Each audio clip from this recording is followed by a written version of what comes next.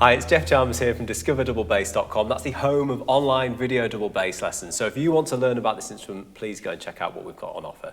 There's a load of courses and particularly some fantastic lessons that I've enjoyed by Joseph Conyers, who's joining me today. So welcome, Joe. It's great to have you here. Thanks. It's great to be here. Well, we've had a few questions come in, and one of them was about the use of extensions in orchestral excerpts. Sure. Whether you have to have one if you're playing in an orchestra, how do you handle those low notes, and Sure. what you should do if you don't have one, perhaps. So maybe you could speak on that a bit, Joe. Yes, so as you can see, I have a bass that does not have an extension.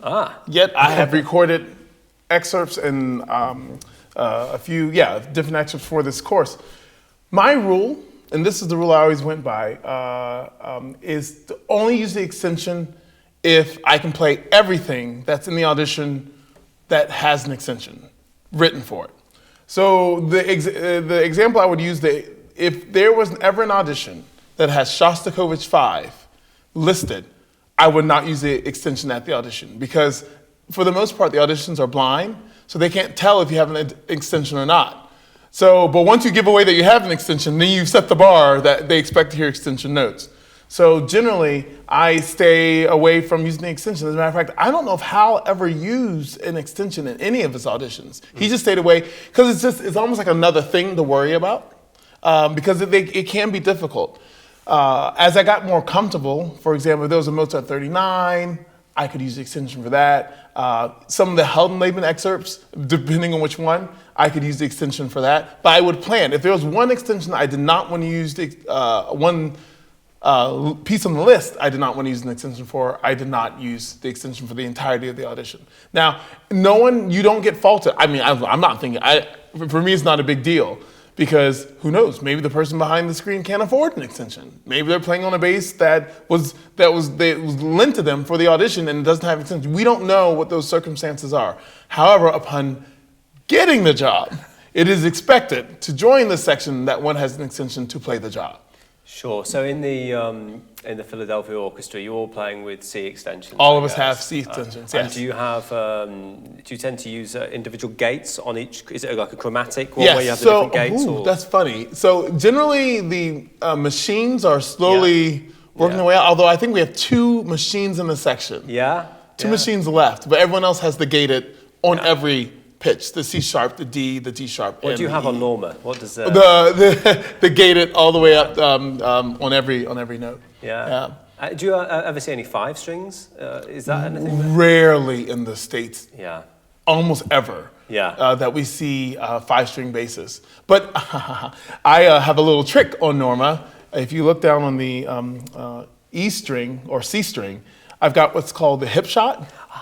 And the hip shot takes me to the low B. I've never tuned it to the B flat. Wow. But I've used the B many times at work. So I bet that's really for all the Europeans who say the Americans are a half a step short of being as powerful. Full bassist. That's right. We can still get down to the low B and even to the B flat if we tune it down that way. Have you ever played a 5-string?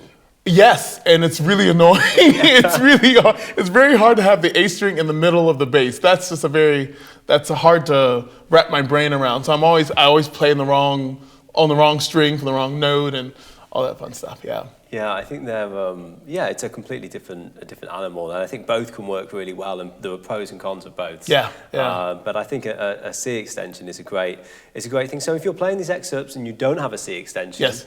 Are you just simply taking the specific notes up an octave, right. or are you ever transposing the whole passage or part of? If there's a line that. How do you approach it? That is a great question, Jeff. So I try to do it musically. Yes. So if it's like missing one note. That's always a good approach. If it's missing one note, I don't go like, and then all of a sudden back and forth, because that's strange. For example, in the Shostakovich, oh gosh, you're putting me on the spot. I don't know if I know the exact notes.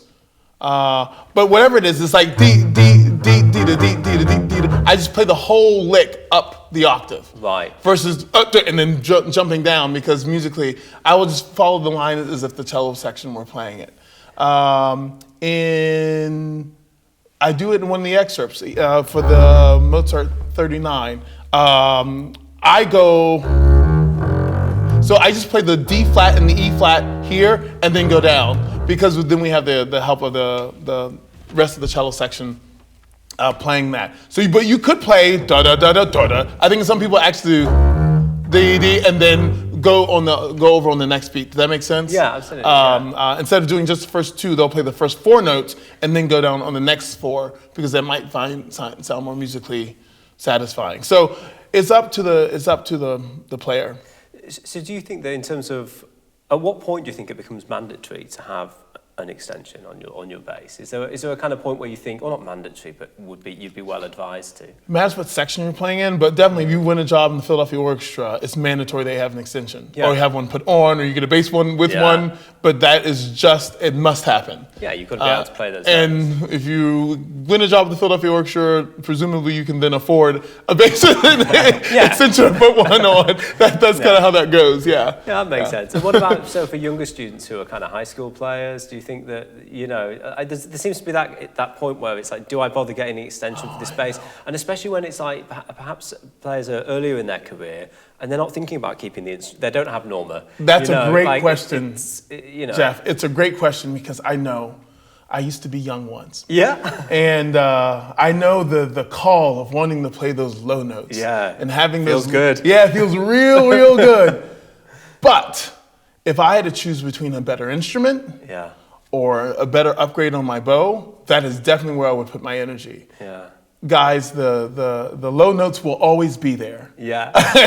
Let's do one step at a time and work our way up to getting that extension. Because to your own point, why would you get an extension put on a low-level bass or that you'll probably end up upgrading in the future? Now, if you plan on playing the bass for a long time and it is worth the quality, you can consider it. But for me, to me, it's the latest.